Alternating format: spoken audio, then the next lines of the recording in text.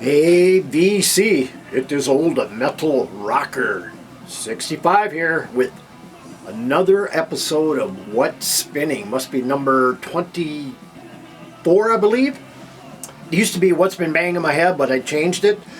And of course, I like What's Spinning better. I mean, I see lots of people using that, and you know, it's cool. I mean, I understand. I mean, but this is the second video I've done of this. I did 3 videos last night, and they all recorded. When I went to upload them into the computer, they went, but for some reason they never showed up. I went to look for them, and they just disappeared. So number 2 coming up. So this is going to be quite a few albums. I'm going to go as somewhat quick. I don't want to spend a whole lot of time on these. You'll kind of get the idea. If you know them, you'll know them. If you don't, you don't. But maybe a few I'll stop. Anyway, I'm going to start out with The Doors.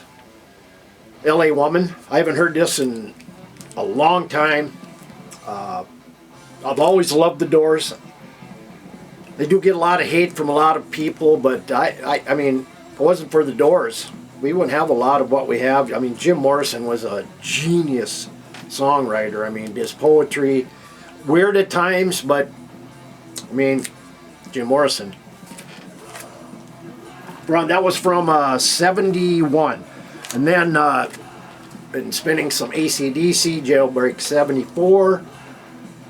5 songs on this EP, Jailbreak being the bigger hit off of this. This came out in originally 75, 76 on Albert Productions. This was a reissue in 84.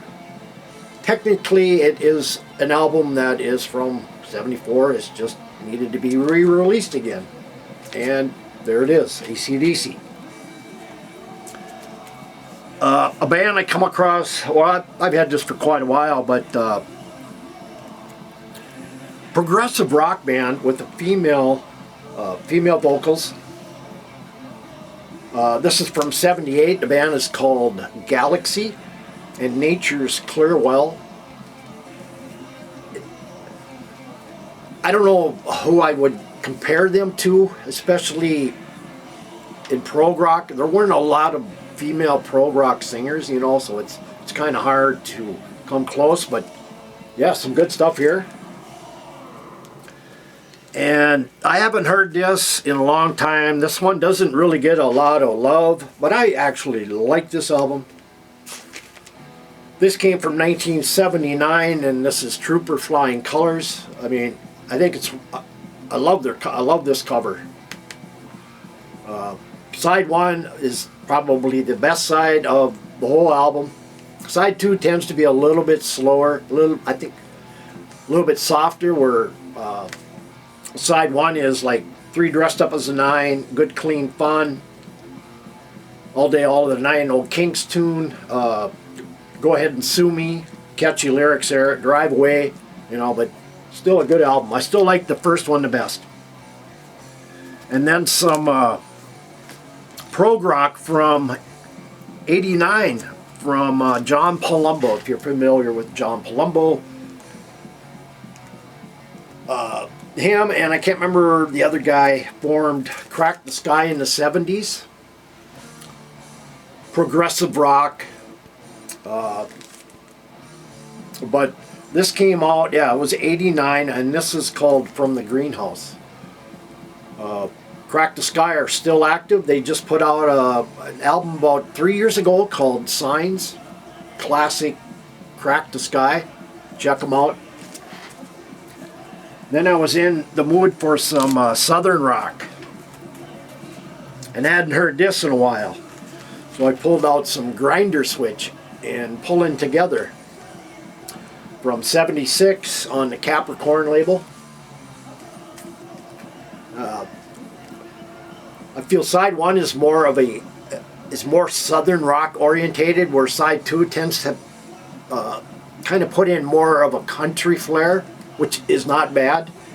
But I haven't heard this in quite a while. I think they have, what, 4 albums out? 5 albums?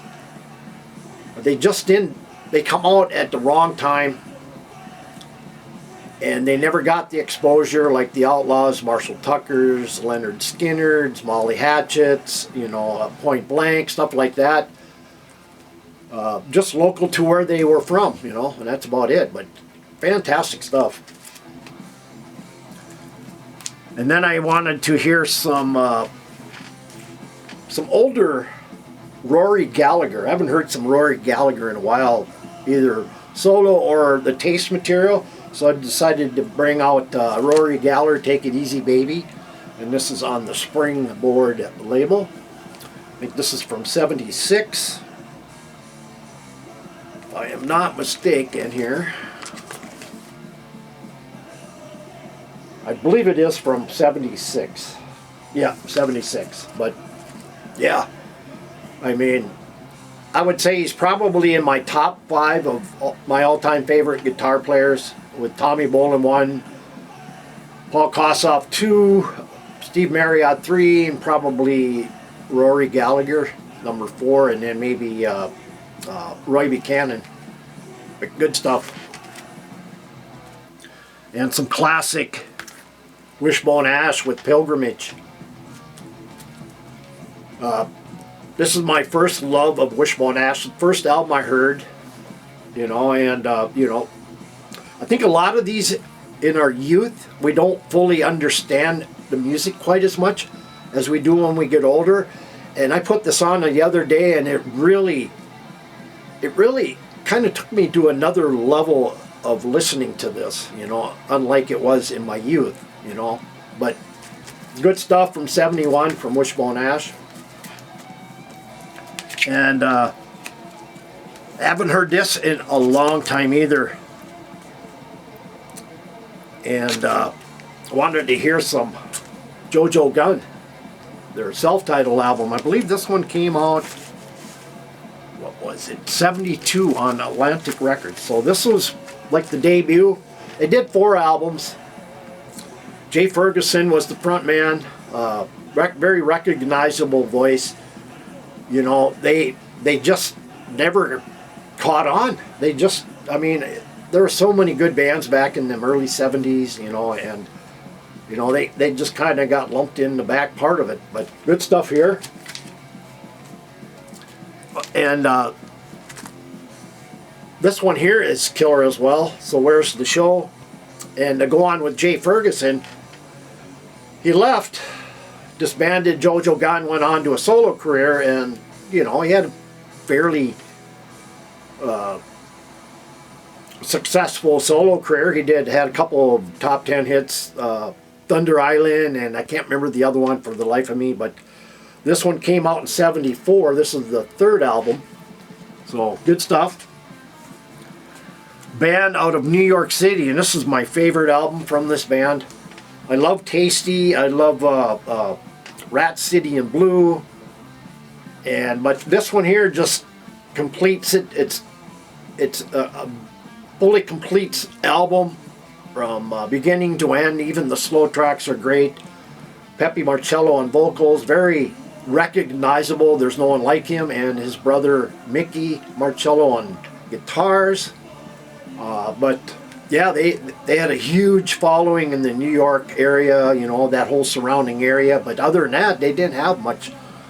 I found this at a record store in Duluth in the late '70s. Most of my Good Rats came from back in them late days. But yeah, good stuff.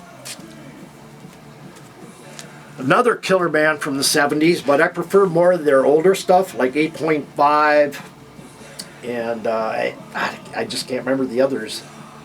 But anyway, band Earthquake. Why Don't You Try Me? 8.5 is probably, if you wanted to start anywhere, I would start with 8.5. But yeah, these guys put out 6 albums. Robbie Dunbar and John Dukas were the 2 main members, but they had some good stuff. A band that virtually, I know a handful of people that know Earthquake. That's it. It flabbergasted me one day. I was driving to work, and this radio station at the time, I just listened to classic rock. They played an Earthquake song, and I about got in an accident because I could not believe it. It was crazy. And that was the only station I ever heard play an Earthquake song. But yeah, good stuff here.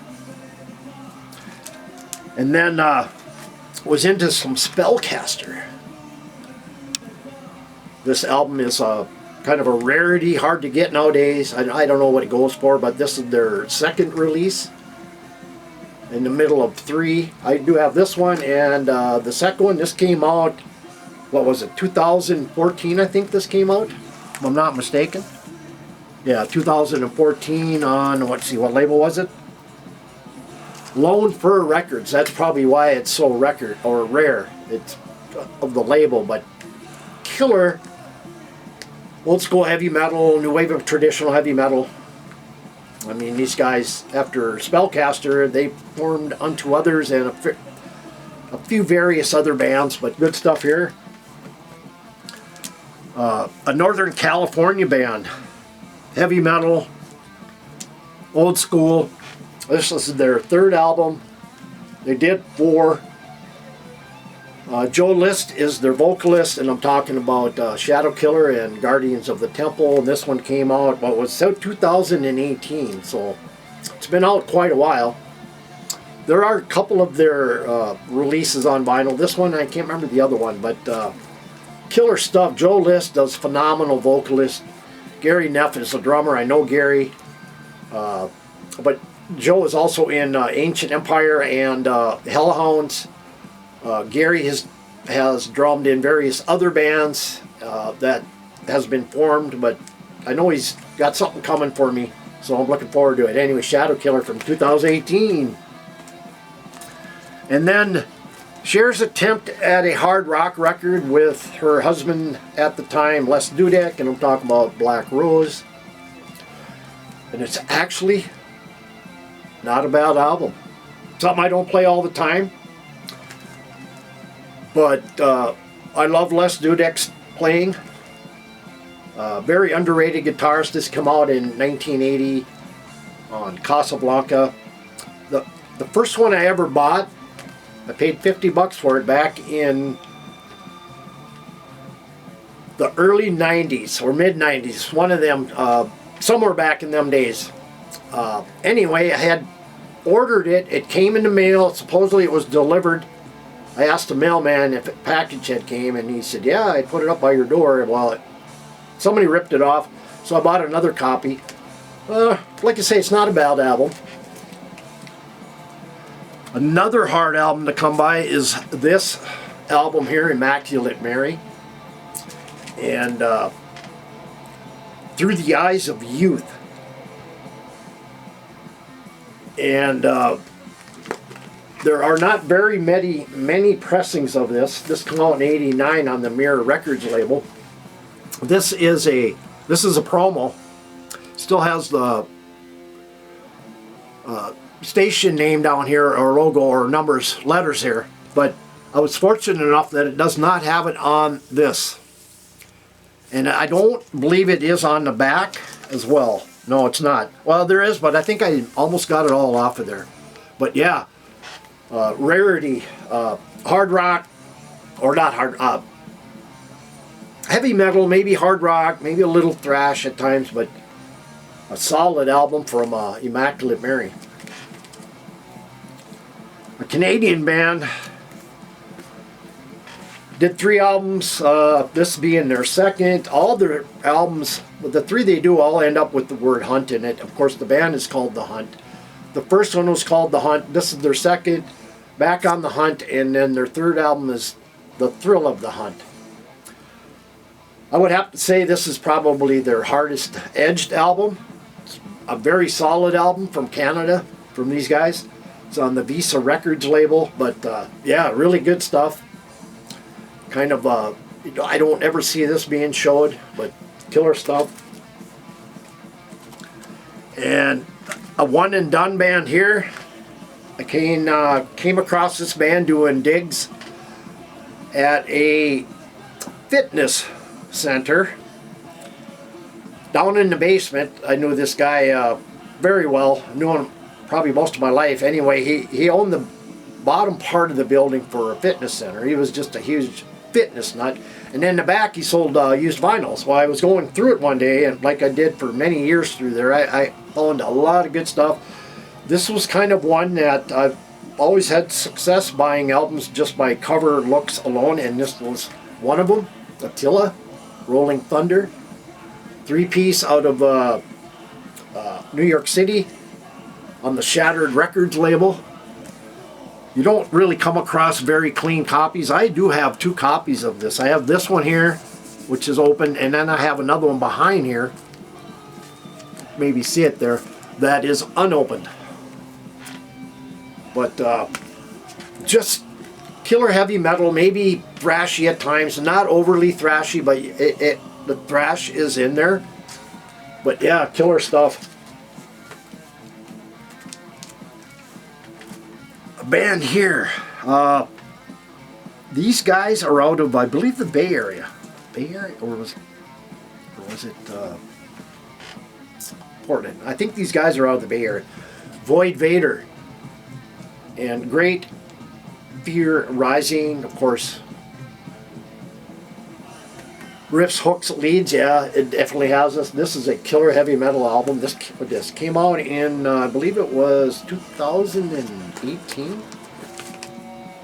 No, 2021 actually. But on Ripple Records. I don't usually like the paper sleeves in here. For some reason, wherever the flaps are glued on the back, if you don't put them in there right, they kind of catch. So I use all plastic rice line paper, or rice line plastic sleeves. But yeah, Void Vader, killer stuff. I think they have 2 albums out. I'm hoping there's a new one coming out pretty soon. But yeah, just great heavy metal. And then from France, some heavy metal. From I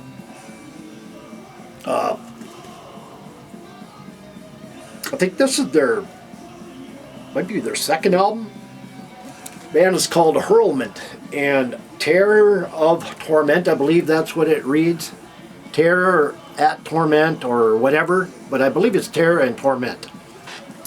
Half, well, a little over half is sung in English and the rest is in French, but it's a really good record.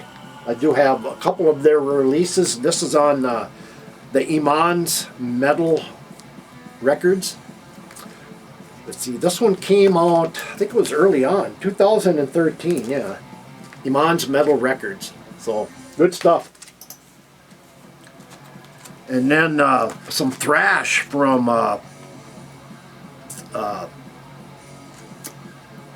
these guys are out of Greece. Angelus Epitrida and Cabaret de la Guillotine. This one came out in 2018, and I've been on a thrash kick as of late too. Kind of mix it up a little bit, but I just heard Hidden Evolution here, and then I was going through my collection, my thrash collection. I came across this. I said, I'm going to pick this out, and I haven't heard this. Wow, man, this thing is so good. It has 10 songs. It clocks in about 52 minutes, 180 gram vinyl. You get a CD as a bonus, so yeah, good stuff. And then I spun this here. Haven't done this in a while, but this is a band called Atrophy. This was never out on vinyl. It was only released on CD, and it is, or on cassette, I should say. But Flugga Records got the rights to put this out on vinyl. I think there's only maybe 100 pressings out there. They're hard to find. They are out there. But this is kind of the shattered vinyl, or pink, white spatter vinyl. But this is killer. Their first one here, Chemical Dependency, only on cassette. And then I needed to hear some more thrash with Avenger of Blood. This is out on No Life Till Metal label. And completely re-annihilated. Shannon Fry and the boys. Killer Thrash. Let's see. This came out in 2023, I believe. Yeah, 2023. But yeah, great stuff. And then out of Portugal, their debut album, they do have an EP. This came out in 2023, Rage and Fire, The Last Wolf. Just traditional heavy metal, old school heavy metal from this 4-piece out of Portugal, Lisbon, Portugal. But yeah, check them out. And then the side project of Kurt Vanderhooft.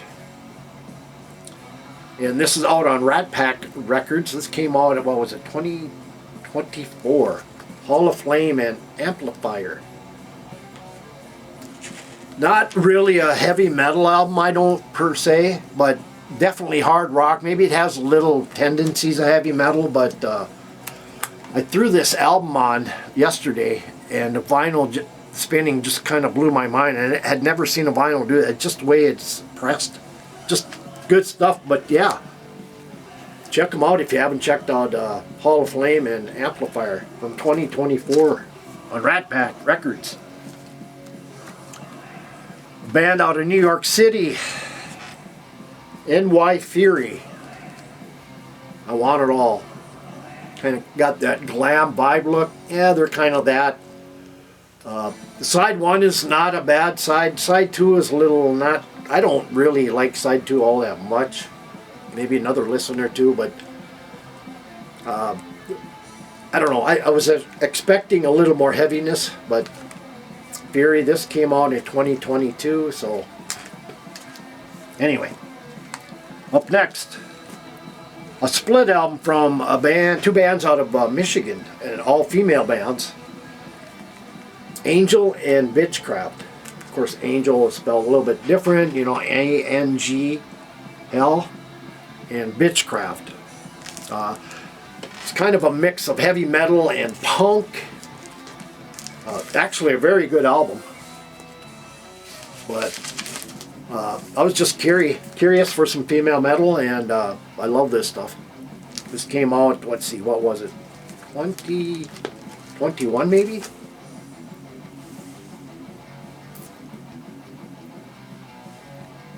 '19 this came out, so you could probably still get these.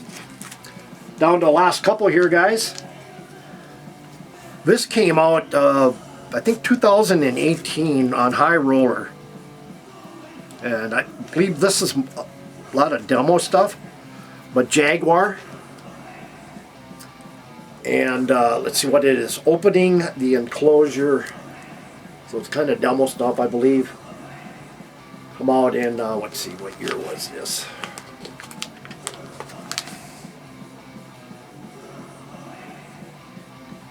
'18 on High Road. It's actually a very good album. Killer stuff. Officially released, so it's not a bootleg. But yeah, good stuff from Jaguar. And the last one is band from the 70s. Just a hard rock band. They put out 2 albums. I'm trying to think. This one I think came out around 72 if I'm not mistaken. But the band is called Hard Meat. Kind of a bulky cover. Just 70s hard rock basically. You know, kind of stuff you never hear. So, anyway guys, that's all I have for What's Spinning. Hopefully the videos all get uploaded correctly. And we'll see you next time. Take care, everybody.